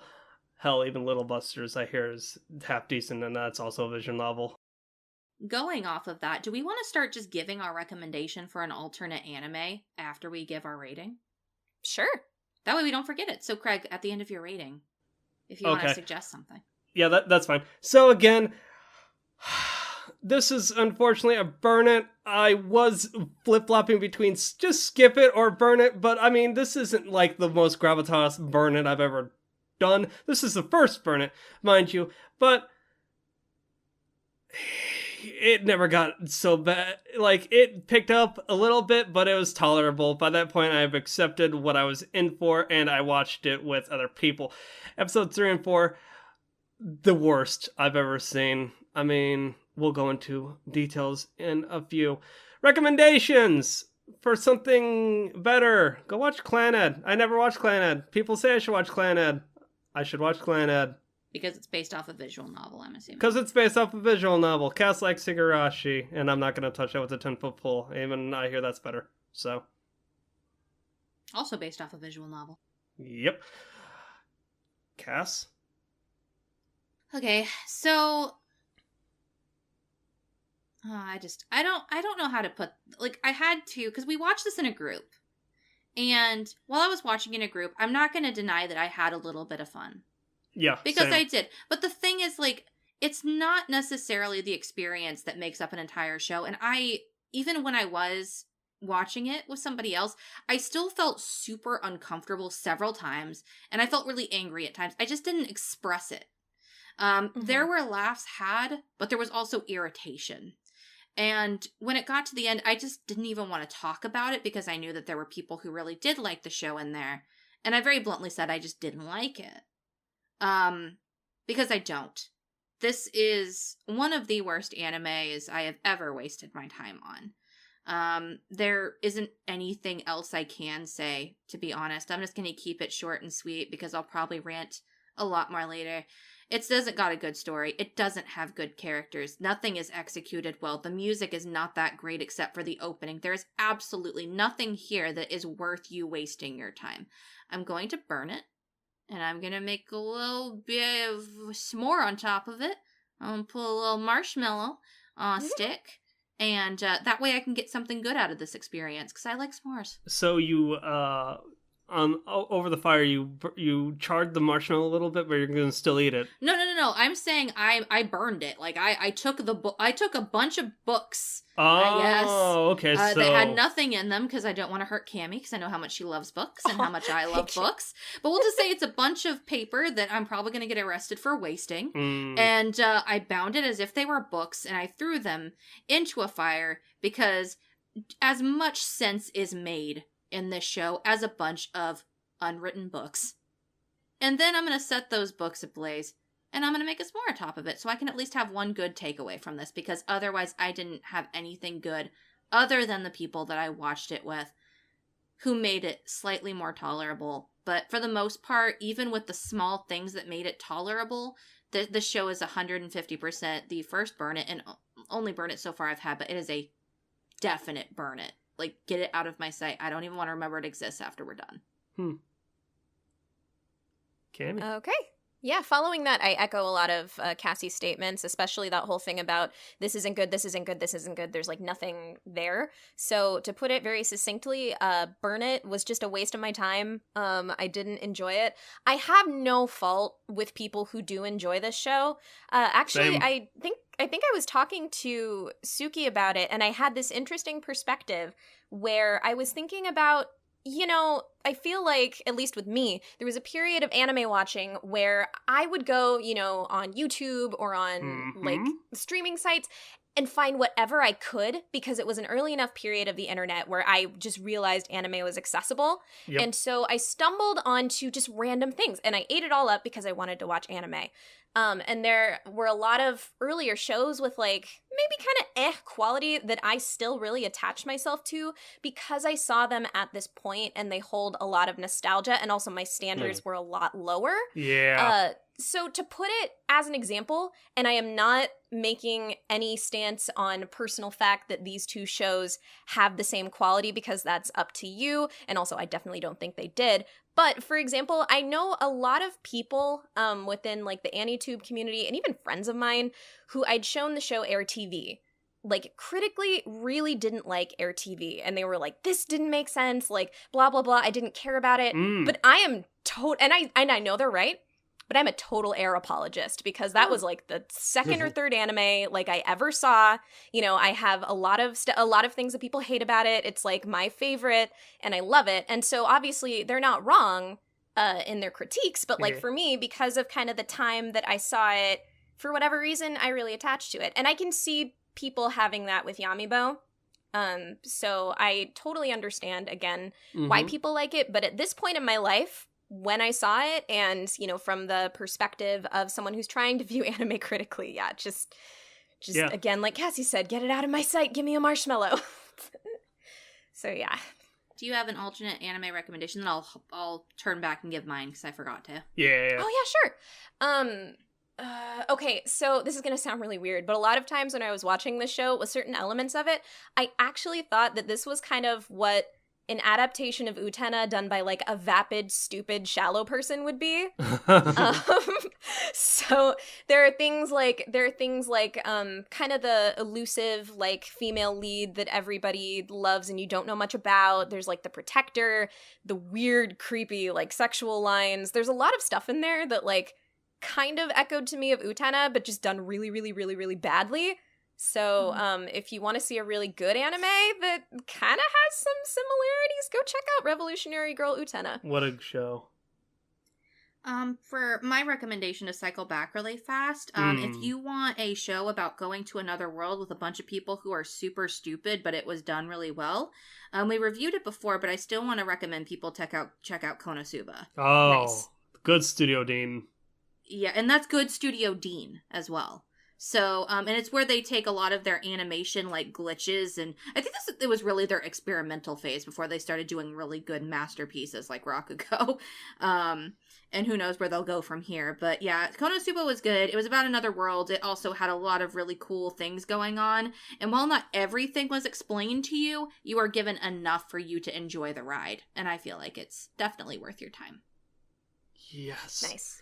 Now, finally, JoJo, what do you got for us? What is your rating? Yeah, like, I think Cami hit the nail on the head with... Because when I watched this, it was really early to when I was actually finally discovering, oh, here's a way that I can grab anime. And I found it on this site, and I did it a few times. I went on, I found this site that's just like, here's a long list of these series that we have available. I was just like, so many titles. I don't know anything about any of these titles. Let's just go through the list and like, see if any of these titles like jumps out as like, that is an interesting title. What is it? Give it to me. And one of them was Yamibo, and I just ate it up, and it was a really early time in my anime watching.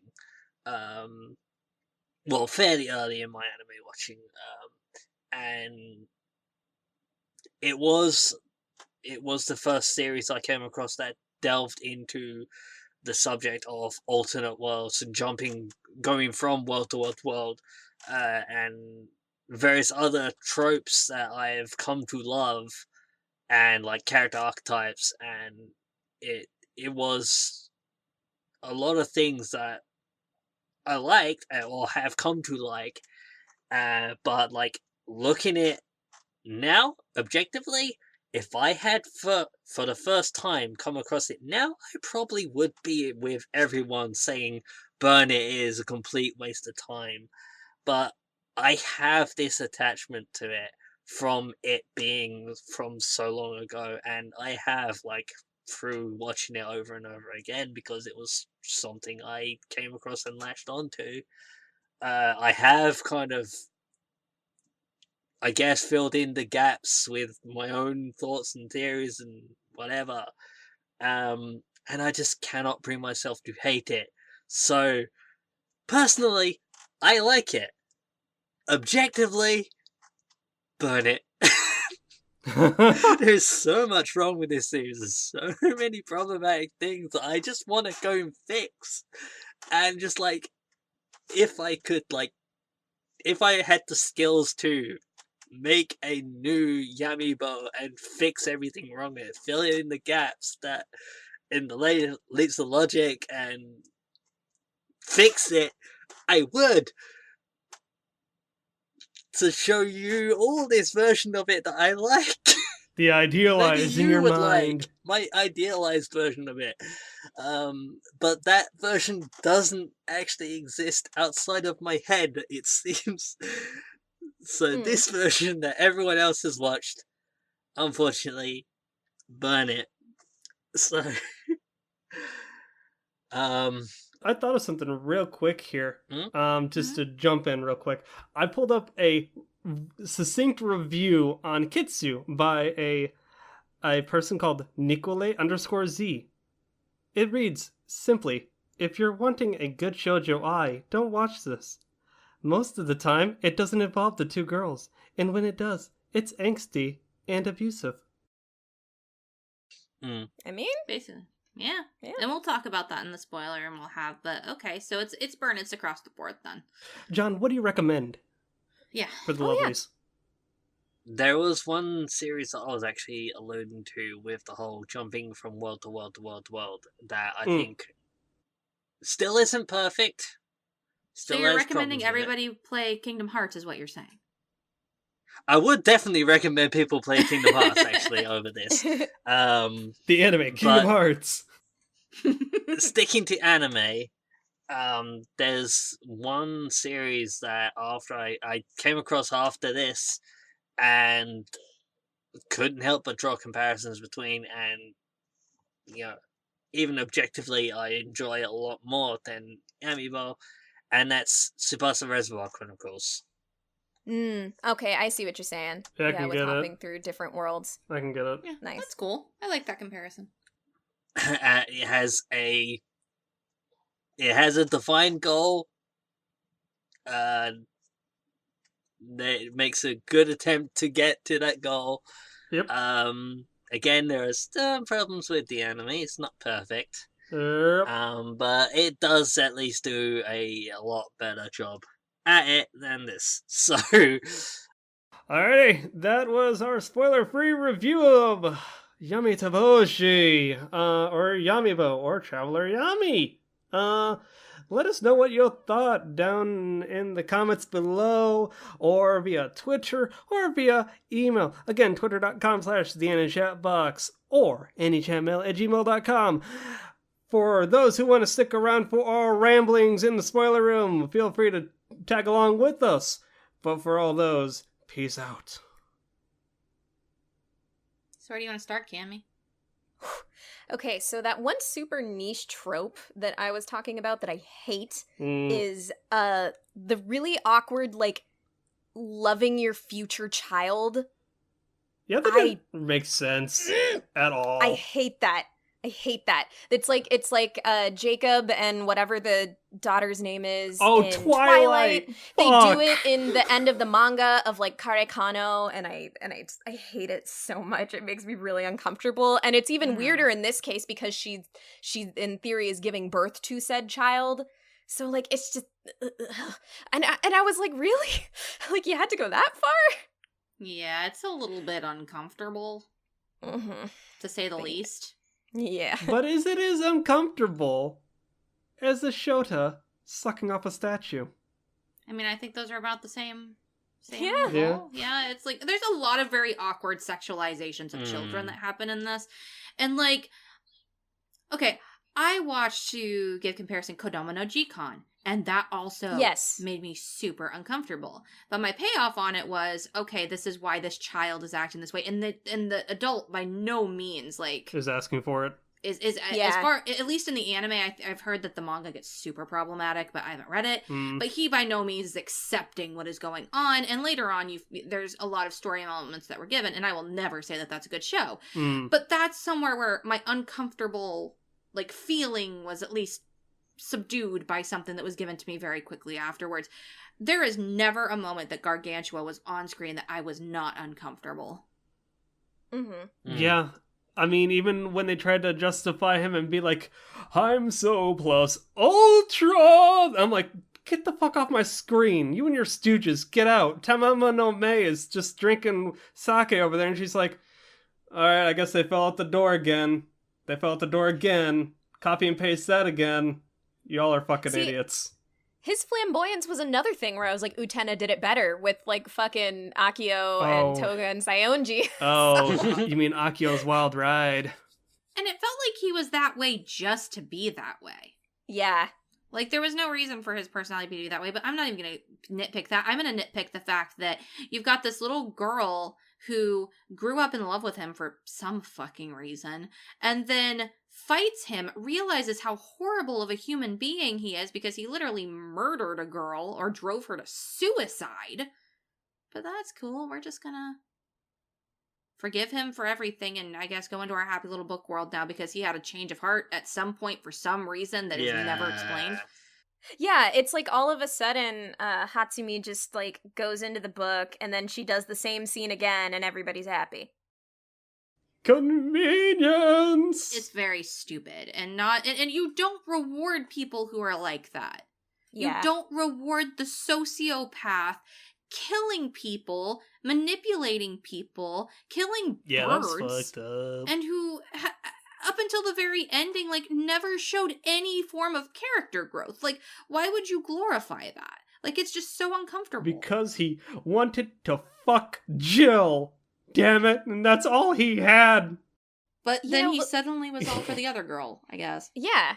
Looking back on it, too, it's funny in the one you said about the child fellatioing the statue of Mary, what happens at the end with the unborn child, and even just some of the shots, there was a weird, like, Oedipal thing going on here with, like, motherly love being sexual or romantic. Even just, like, even shots with, like, the little girl and she is in bed with like Hazuki and then she has her head like within her breast and she's cradling her in a very like motherly way. There were a lot of and then even just like Hazuki and Hatsumi's lap. So I don't know if that's another thing that they were yet again trying to explore and be deep about, but it just didn't come together like at all. It's just there for some reason. I also didn't like that there was a bird telling a small child that she'll be likable when she gets a big chest someday, and then all men will flock to her. Hated it. And for a show that's trying to be shoujo-ai, they sure preach that women can only be great when they have a man beside them, even though there's no men in the show. And they like, you'll get married and happy someday when you get big boobies and are flocked to by men. All men are tools if there, except for the samurai guy. Yeah, what a great, freaking tale to tell your like 5-year-old. Like, in Yamibo's world, that's the only thing that gives him meaning. Get a baby. Way to empower women. Yeah. Manifest Destiny was always like marriage and giving birth, so really falling into the feminine tropes. And again, like one of the most powerful and sought after characters completely falls into that maternal like female trope sort of thing. Yeah, and again, I'm like, Rose Bride, Utena did it better. Like this is. But damn it, does Hatsumi make bitchin' pancakes? I am not excusing any of this show, by the way. Is very much a male gaze series. Yeah. It is not intended for a female audience. Not that makes it okay, because it's still bad. It's still like, oh hey, guys, you can be a douchebag and get away with it in the end. It's a very antiquated and outdated way of thinking, to be quite honest. And like viewing it, I was like, No. Yeah. No. And people like parade this as shoujo ai, and there's none.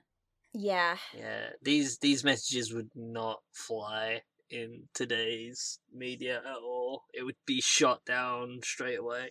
Well, to be honest, I mean, we still get shows like Citrus. I mean, what does that say? And I mean, like, and people have, like, and I know, like, one person tried to parade to me, Cassie, this was made in the early 2000s. So was Strawberry Panic. And Strawberry Panic is like yes, Citrus. yes. And I'm not saying Strawberry Panic is a good show by any means that does anything better.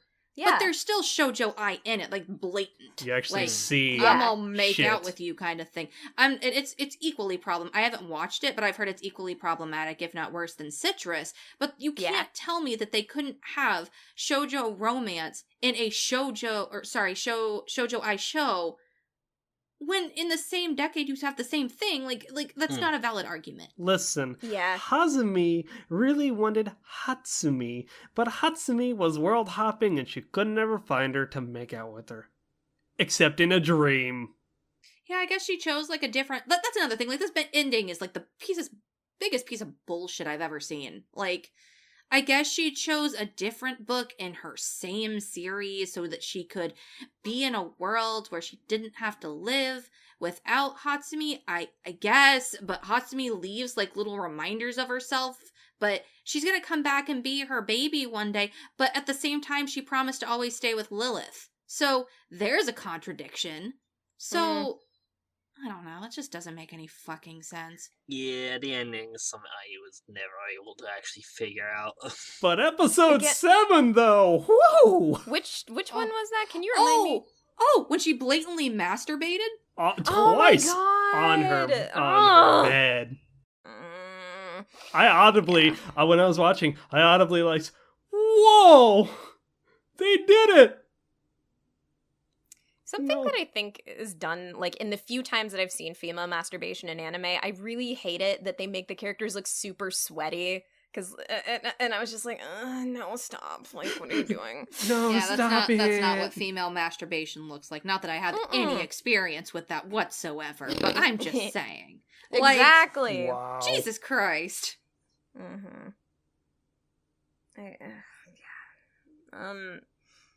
I just Yeah, think- it's like what else is notable? Because there's just so much that upset me. But like, what is topic worthy here? Tamamo no Mei censor. No.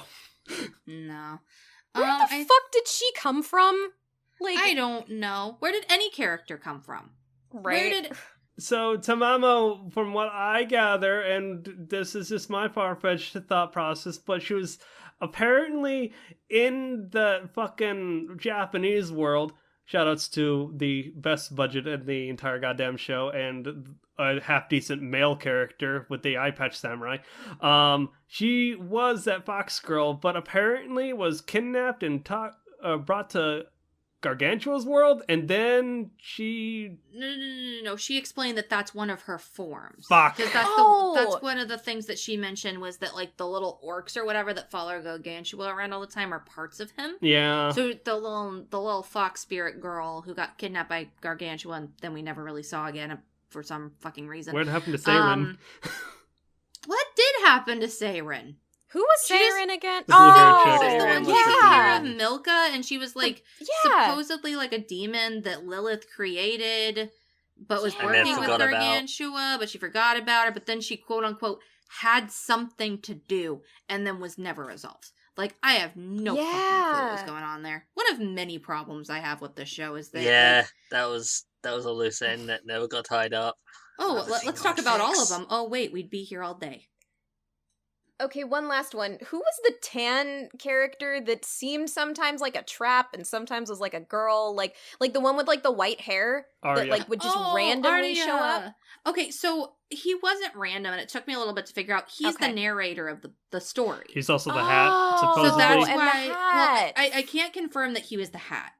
But I can confirm that he was the narrator of the story, and I had to go look this up because I was like, oh, Okay. the guy narrating every book sounds suspiciously like this guy who was just showing up, and I guess he's Gotcha. just there to like move the story. I actually kind of liked that character. I thought he was silly. I But did yeah, too. He gave that no was- shits. But yeah, that's who he was. He was the narrator. He had some like translation powers that alluded to in that caveman world, which is how Quill was able to talk. Yeah, talk he with gave them. her those abilities and then took them away. Too bad he also got molested in the end, Yeah, that was something. That was really awkward. I didn't like that either. Wait, what? Mm-mm. He got molested by the fox lady. She was like, "Oh, your body says no, but I know you want it." I remember. Yeah, and it cut to his scream. It was so uncomfortable. Mm-hmm. Yeah. Okay. I laughed, but I laughed uncomfortably because I'm like, oh, okay, show's doing it again.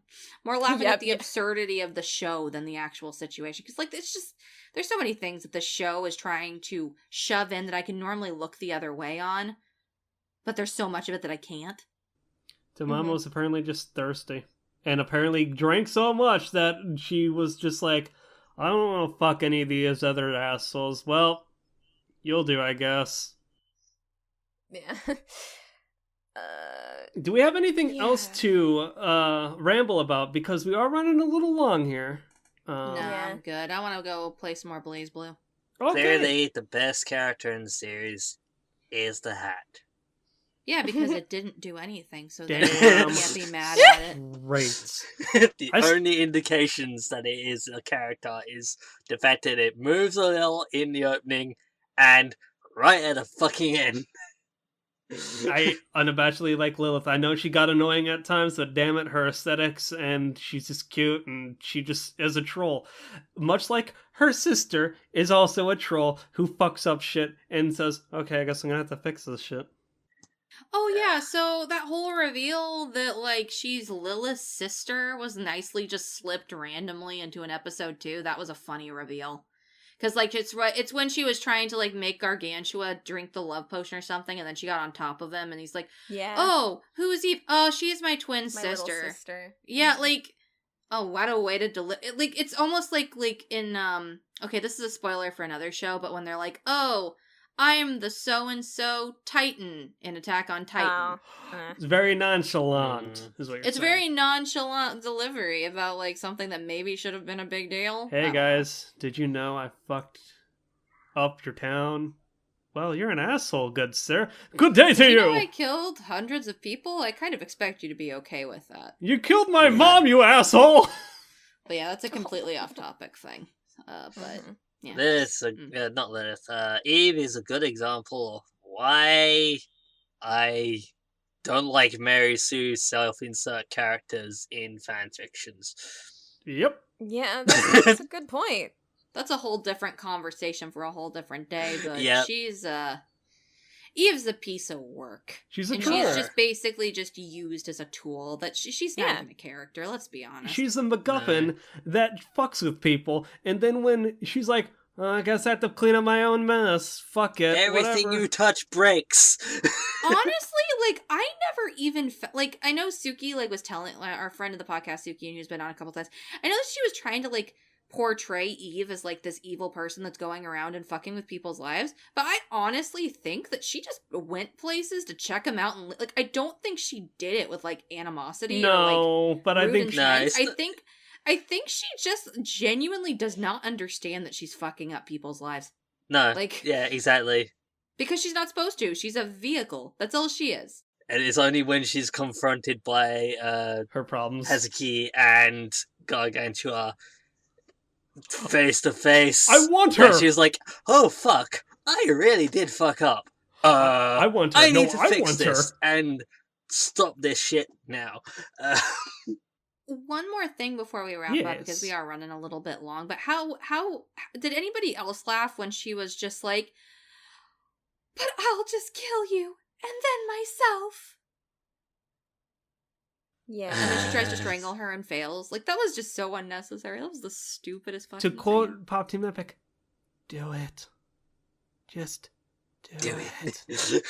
If everybody killed everybody else in this anime... I was waiting for Lilith or Eve to just burn the whole entire goddamn library down. I was just like, nope, fuck it. Reset everything. I'm done. Let's pop together. Wow, wow. Also, before we go, guys, I do need to remind you that you can watch Alice or Alice? Oh my god. Try it. I'm not even gonna finish. No, I just no, wanna- finish it, Cass. Oh, okay. You want me to commit? Yes. Okay, fine. If you would like again to know, you can watch Alice or Alice, Siscon, Nissan, to Futago no Imoto on High Dive at your leisure. Oh my god. Okay, everyone. That's been episode 69. Nice. Of Any Chat Box. Thank you all for tuning in. I've been Craig. That's been Cass. That's been Cammy. That's been JoJo. Again, if you all want to hit us up on social media, feel free.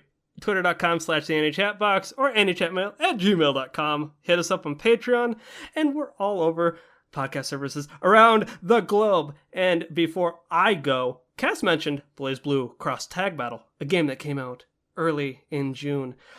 That's a video game, guys. If you didn't know, I'm a part of a video game podcast called Save Our Progress. Hit us up, soundcloud.com/Save Our Progress. Last week, we talked about... Oh, God, I'm doing a horrible job now. I'm spacing. Second year anniversary. You guys did your anniversary. Thank you, Cass. We did our second year anniversary. So, top 10 games of all time, revisiting the top 5 games, and now we gave our 6 through 10s. Just to give you a little heads up, one of my games was Undertale, a little gem of the last couple of years that I dearly enjoy. So, go check it out. Nice. All right, let's get out of here. All right. Boy. Bye, y'all. Oh, yes, me. Bye-bye.